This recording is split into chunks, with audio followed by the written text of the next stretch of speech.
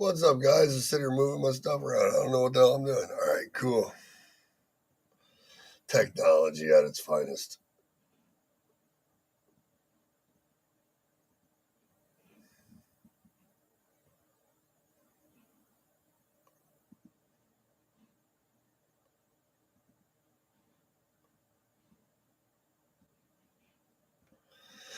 Hey, what's up, guys? Good morning, guys. Good morning, good morning, good morning. People jumping on, sitting here going through all my emails and stuff. Holy cow, like nuts. I got freaking freight coming everywhere. I got freight coming from everywhere, but not for the trucks that I want. The trucks that I want, I have the freight, but I can't get on it. So it's like I need flatbeds, but I'm doing dry vans. I'm doing this.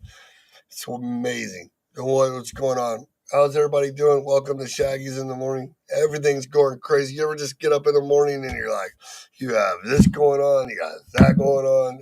Some people are unhappy, some people are not. It's like it's that morning. It's good morning. Drink some coffee and I'll be right. So you got trucks to dispatch, you got loads to cover, you got to call customers, you need to get compliance, you got to call compliance, make sure this is going, that's going. It's like holy cow. And then everybody's got to be happy. Everybody, always, always, always, right? You got to stay smile. Don't talk politics. Don't look at the person the wrong way. Don't do this. Customer service. Good morning, guys. Man, everything's twisting, it's turning, it's all coming at me now, and here comes that brick wall. Boom. No, just kidding. We do not want to hit the brick wall. I'm just waking you up. And that was like my first sip of coffee, and I'm already going. Holy cow. It's freaking nuts. So, how's your guys this morning? Welcome to Shaggy's Consulting and Training Group. I just wanted to come on. It's live. We're excited. Everything's happening. We got trucks moving. We got one in Massachusetts, or one in PA. He's loaded out, rolling. We got another one we're working on. Just a bunch, and then we got so many coming in. Lots. We got like three more flatbeds. Um, we're What are you guys doing with your company right now? I can't even keep up with mine. I'm just, like this whole dispatching thing's got me. I haven't dispatched like in 5 years. I've been helping other people and teaching and filling in blanks, and just being on the load boards. And I don't understand. Like I get it. Like so, I get these carriers right, and so one's in Chicago. He's power only. So you get a trailer, then you got to get another trailer until he gets a trailer. I get power only. I don't understand why you do power only because it's hard, but I get it. It's been so long since I've done it to play dot to dot like that. You know, you get a trailer for 7 days or you do a towaway, and then he gets there and you got to get another one, but you got to make 7,000 plus per week. 7,500. The trucks are just dying. It's crazy. And then you got to look ahead where you're going because if you don't know where the trailers are, then you may get stuck and you got to average just per mile. And you want to cover it with the load and the price of the trailer. It's not even the trailer, it's more the freight. Holy cow. Like, geez, how do you guys do this? And then, like, you think about it, like you're on the load board and you're looking, and the rate, like those rates are horrible. But you do, if you take the time to build a network, they're not. Like, I'm literally calling brokers and you look at $1.83 and $1.70 when you know fact that it's 220 a mile, and then you're talking to the brokers on the phone and you know you're talking to customers and it's not so much the same. Like it's really weird. We were booking loads yesterday. Stuff's falling out. Stuff's moving around. It's pretty freaking interesting. You talk about it all the time, but until you get in there and really see it. So, what problems are you guys having with your business right now? So, it's our coffee with Shaggy in the morning. I'm just started off kind of crazy all over the place. I do have a topic, but it's just my mind is so blown right now with everybody trying to run businesses, how they're doing on the load boards. I mean, like, there's still freight on the load boards, right? But like the rates that they're sending people to Florida for and stuff like that. God, if you don't have a network or some serious idea why you're going there, you're going to get screwed. You know what I mean? Like, are you guys seeing it? I'll be easy on James today. James had a horrible time yesterday. It was funny because we're like, did you pre-plan? Did you post the truck or you call that guy? Did you let him know you got the package? You update the driver? Did you check on this? You do that. We're over here going like this. Then the one fell out. You got to cancel that. Poor guy. He don't have no hair no more. So guys, like I know we don't have that many people on. What problems are you having with your trucking company? Like, that's what today is about. Well, everybody's seeing we're live, pouring in. Let's talk about you guys for like 30 minutes. What is your problem? Is it recruiting drivers? Mine is time management. That's mine. What's yours? I only got so much time in the day between 6 a.m. and 10 and helping with the Taekwondo school, which I love Taekwondo, just so you know. I love our Taekwondo school. It's nothing like going out on a weekend Saturday and taking one of your students that's never fought before and watching her fight in a match where she gets excited and like just flying across the ring. And she didn't get first, but man, for her first fight to get second out of four girls, pretty impressive. It's pretty impressive. It's exciting to see a product go from new to confidence to fighting and more confidence. It's powering. You know what I mean? So what's going on with your business? We have a lot going on over Shaggy's. Compliance, safety, authorities getting messed up, people skipping on things, getting in trouble, people starting their authorities, just a little bit of everything.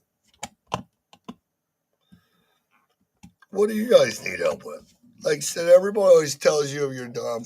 Everybody always tells you you're in trouble, or it tells you the market, tells you right. But why don't you ask us? What do you need help with today?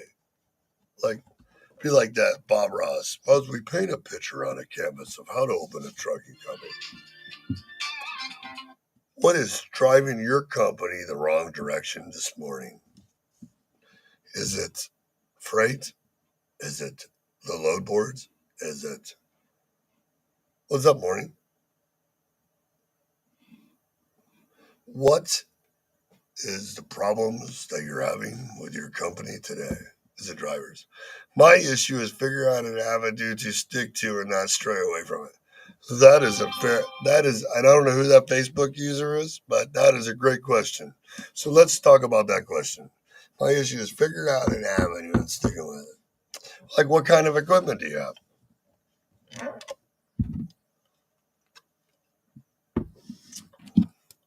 Dry vans? Flatbeds? Refrigerator? Do you have multiple trailers? Are you a one truck show? Those are questions. Let's see what the answers are. On our morning with Bob Ross, as we paint a picture of opening a trucking company. That's what we're going to do today. Flatbed and dry van. Okay. Well, yeah, you can do both. I like both. So, where do you want to run? Where are you located? Are you located in Indianapolis? You're located in Columbus? You're located in Billings, Montana?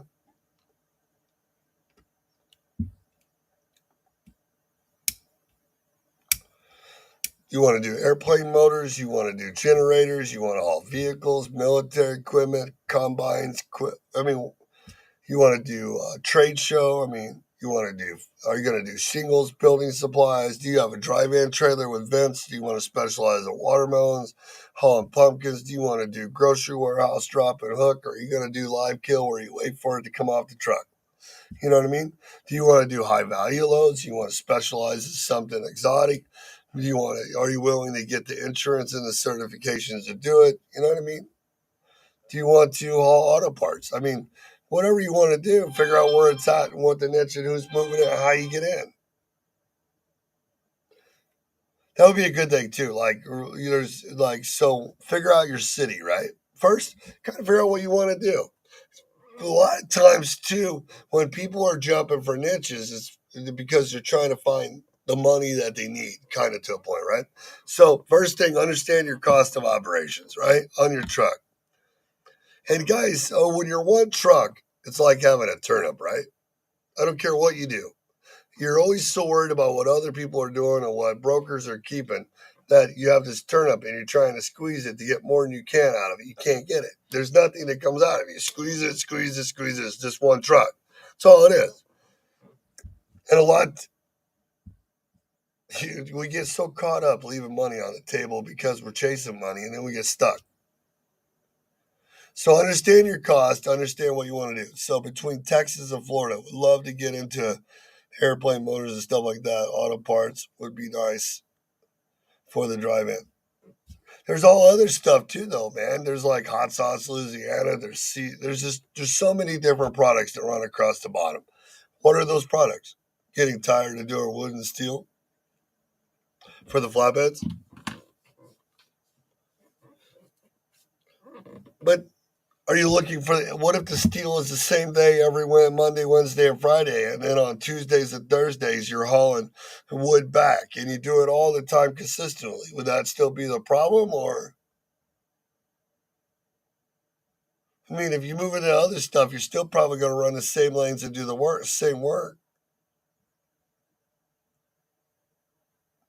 Is it the lane or the consistency, the money? What is the problem first?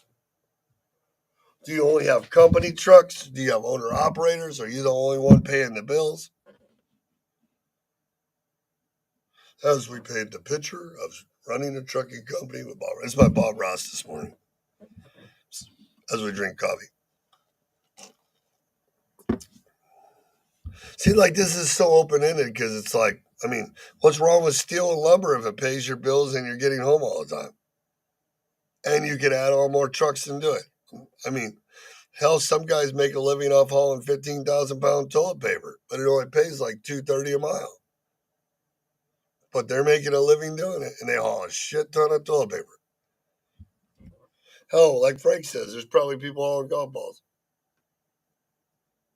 Mostly the money and consistency. So it's not really the lumber and the steel. It's more the consistency in the product that you don't want to run up north and you want to run down south. So how many lanes have you built? So like when you're on the load board, because that's where you have to start, or you're on e-carrier check, right? So if you go to e-carrier check and you start typing up carriers that you're in the area that run between your location and the location in Florida that you want to go to. Number one, start typing in all those two areas and do like a 100-mile radius or 150 and start looking at every carrier that has trucks and then see what shippers or people they're hauling for. Even some of the smaller ones that have been in business for a while, look at their pattern on e-carrier and you'll kind of see. So you can go in and look and see by their bill of weightings and their inspections what manufacturers they're pulling for. Then you can start finding out who those manufacturers work with. Brokers, if you work with those certain brokers, then find them. Other ways to do it is to find out where those trucks are coming from or find the lanes on the load boards that are moving and post them out 30 to 60 days. But see, the problem is between Texas and Florida, both of those two locations are always saturated. Like the only time Dallas or Houston, only time Dallas is any good is what, May to March to July. And then after that, it's shit. Like there's this invisible line between Amarillo and fucking Houston where everybody from McAllen and down south or anybody that delivered in that area can't get out or they can't get to it to get back.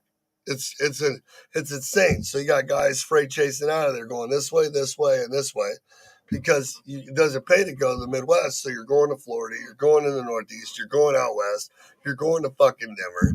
And then you get there and you're stuck for a week. Or y'all chief right back. Good morning. Hey, Becky, how are you? Awesome. See, I can't see everybody's names in here when you come through. So if you do want to drop your name in the chat, that is so awesome. And I'll call you out. Yay. And if you guys need any help with your trucking company, right? Just give me a call. Set up a one-on-one. We'll do some screen share. I'll work with you. We can do some hands-on, some phone calls, some networking, whatever you need to do. We are here for you all the time.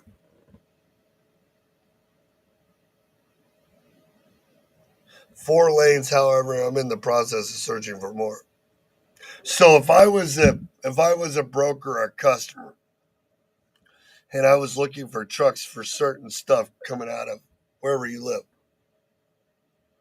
if you weren't in my database, but I needed you 2 to 3 weeks from now or 60 days from now, not today or tomorrow, how would I find you? Unless you randomly called me. I mean, I could have you in my 30,000 broker packets, standing out there waving at me, going, come me, come me. You know what I mean? How would I find you to offer more lanes that you want? I mean, obviously, there's something out there that you're telling me on a daily, hourly, and a weekly basis. So, is the truck posted for when you're empty? And is the truck saying it's going somewhere specific? Or is it going anywhere? Or is it going to zone 1, 2, and 3? See, I find that in networking, people are scared to offer trucks to freight that, look for freight that they don't have the trucks for. And I know because even when I'm doing it right now, you have all these dispatching trucks coming in, and when they come in and you get started, you want to put them in the lanes, but you can't put them in the lanes because you don't know when they're started, but you're getting them started. So once they're started, but usually they're never where you need them when they get started. So now you got to get them back to where you need them and get them ready. Then when you get them ready, now you can start building their lane.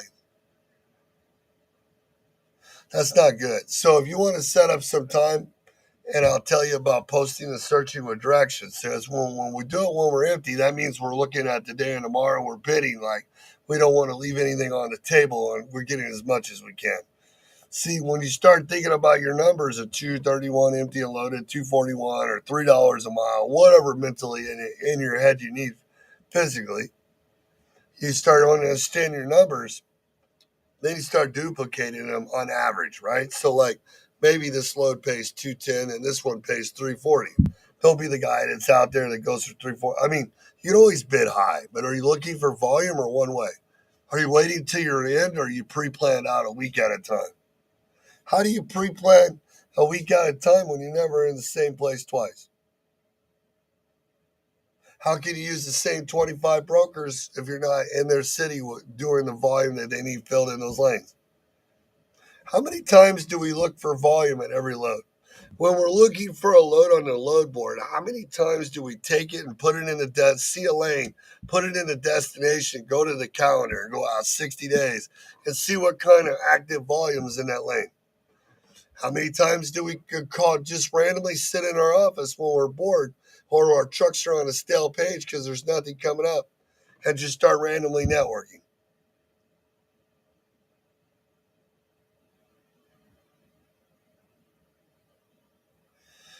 After empty trucks on the board, somebody says right here, I don't see all the names, says pre-plan. That never seems to work out for this guy. Always something strikes him. He is looking for volume and long-term stuff. Yeah, I really, and I already know you're going to cancel every now and then because stuff's not going to be perfect. But if I can do them consistently with a broker, I've been through this before.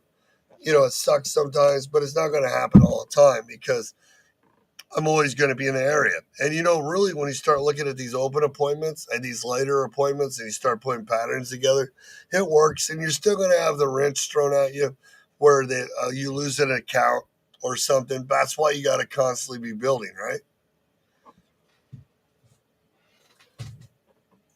I'm going to do it right here with the dispatching. The problem is I got to get the right trucks. It's kind of hard to build a product in the Midwest with a guy in New Jersey. You got to build a product in New Jersey for the guy in New Jersey. It's kind of hard to build a new product for a guy in Baton Rouge that wants to run from Texas to Florida and doesn't like anything over 30,000 pounds in the Midwest because his truck is 1,000,000 miles old. So you got to really find the right client to build the product in the first place. Because if you're hiring the wrong drivers and the wrong trucks, then you can't really do anything but freight chase, which really sucks. Don't you agree? So we're on for like 19 minutes. We got about 11 more minutes. What other problems are you guys having? Most people are like the person was just talking to. They always network when they're in the game, at the end of the game instead of before, or pre-plan out. Stay in certain areas. Network, it's hard. Building that lane between St. Louis and Indy and Charlotte, Cleveland, and Cleveland back to Indy. When you're in those lanes and that guy calls you and says, I know you've been hauling for 250 a mile all day long, all year long, and then this mile over here. But I tell you what, I got these. If you give me your truck, I'll pay you 350 on these 2 loads. Next thing you know, you move and you lose your guaranteed shit because this guy offered you $350 or $4 or $5 a mile.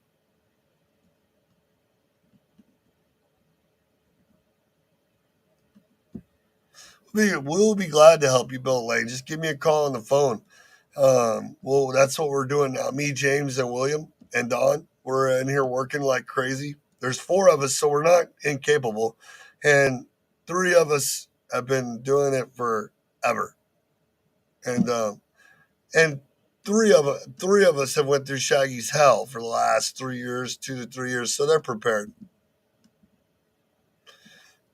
It's hard. I get it. Like we talk about this in almost every call, making the phone calls, knowing what not to leave on the table, time management, fitting in the time to do everything, networking. It's freaking hard, man.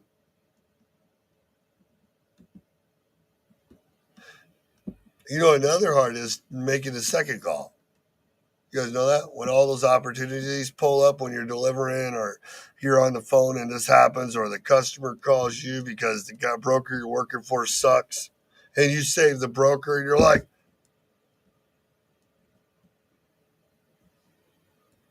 oh, no one fucking cared. But the customer, always making everybody else look good, but not yourself. I get it. Fun, fun, fun, fun, fun. So, what other questions do you guys have about like network? I know that my phone number is right there on the screen. That way, for all the people that say they can't find my number all the time, I know it's like, let's play that game. I spy phone number. You know, it's really weird too. I've always used them for like the last 18 years since I got in trucking. I've had the same cell phone number. Isn't that weird? Well, I take that back. From 06 to '08, I had one. And then from '08 to 23, almost 24 hours, this year, I'll have the same one. So I don't change the number much. So let's keep going. What is the biggest problems you guys are having with your trucking brokerage right now? Is it double brokering? Is it the load boards? Is it not taking the time to network, really time management? Is it your drivers? Is it the trucks you have breaking down? Is it your safety score? Is it the way you hire people? What is it? Is it the government? Is that your excuse? Is it all the other drivers out there that don't know what they're doing hurting your market? I gotta admit, the 30% of the big brokers that are out there are definitely fucking up the market because either they're keeping the money, which I think they are, like personally, not millions of dollars like you guys people think. Well, I can tell you, if they're giving you $1.50, they're still getting more than that because, like, literally, who in their right mind would go into a business and fight a whole bunch of brokers, and drive rates down for customers while the customers sit there laughing at each of them knocking the other one out? I'm sure they do that, right? Like I can only imagine.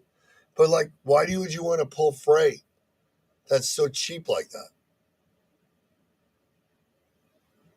Why wouldn't you go find windows, doors, cabinets, master brands, building supplies?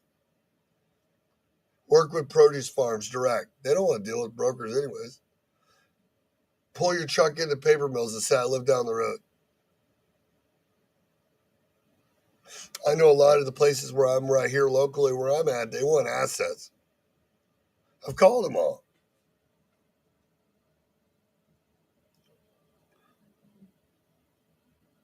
What is your biggest problem? I'm asking you guys. No one has problems in this gloomy world right now. I come on drinking coffee with you in the morning. You guys ain't got anything better now. What's your biggest problem? Is it you're scared to call customers? Let's fucking call them. Are you scared to network with brokers because you think you're doing it wrong? Well, let's do it right. Hell, I'll take a broker and sit on the phone with them for like 30 minutes. Next thing you know, we'll know the color of his underwear. Why you put socks on sideways? You want to call a carrier, you want to find a customer on e-carrier check and then find a carrier that has one or two trucks and call him and have him give you the name of the broker he works with the customer? Let's do it. Drivers are Drivers aren't very intelligent. They let a lot of people walk all over them. You haven't noticed that in the industry, so they'll tell you anything. You call them up, they'll tell you who their customer is. They'll tell you brokers that are feeding them lanes. All you have to do is know how to ask. Hire it. Who do you target when looking for solid brokers? Like, rephrase that question. So you're a carrier and you're looking for solid brokers to work with that aren't pieces of crap on the load board? Is that what you're saying? Garrett, is that what you're saying? Like building better relationships, Garrett? I need equipment financing, Shaggy. Just call me on my phone number. I can help you with that. We finance everything from 600 plus. Only thing that sucks right now, if you have good credit score and experience, the interest rates are kind of high because of the government. Hey, Garrett, hiring. Who do you target when looking for solid brokers? To work for your brokerage?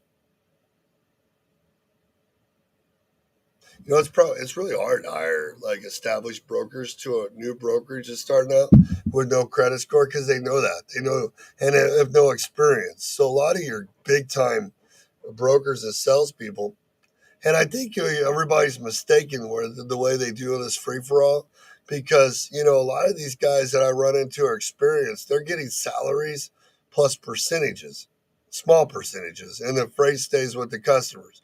This whole broker agent 70/30 thing, I think, has just came out of the woodwork over the last while. Even me falling into to a point, because when you start talking about operational costs, expenses, credit building, how much it costs to just write a rate con, verifying if the drivers are fucking real. Like hell, you can't even count on a dispatching service or nothing. You got to talk to Steve and make sure Steve knows he's not getting fucked over. And then the risk of the brokerage if they make a mistake with claims liability and stuff like that. I mean, and then you lose money because if you don't float it yourself, you're out just a few. Go ahead. Running a brokerage, having a hard time finding solid individuals that work out long term. Our credit score is great. 1 year and a half. Offering base salary plus commission. The only thing we can't find at this moment is 401k health benefits. That's badass, man. I like that. I don't know why you can't find people coming in because, man, there's hundreds of them all over the place. Well, what I would do is just like what I have over here. If you look over to the right, and I'll open it up right here on my camera, we pretty much have a go-to meeting set up, and you'll see everybody that's in there. So all my guys that want it, because you either got to do it two ways, right? One, you got to put them in the office and watch them, which is positive. Or number two, you get them in here where you can see them.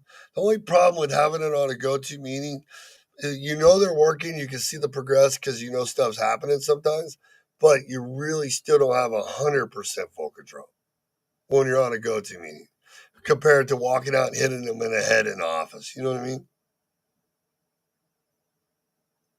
So the go-to meeting, or the rest of it is, I don't know, man, work ethic. I mean, drive. Um, it's harder than you fucking thinks. I mean, getting people to sit down and really deal with drivers and call customers is repetitiously exhausting.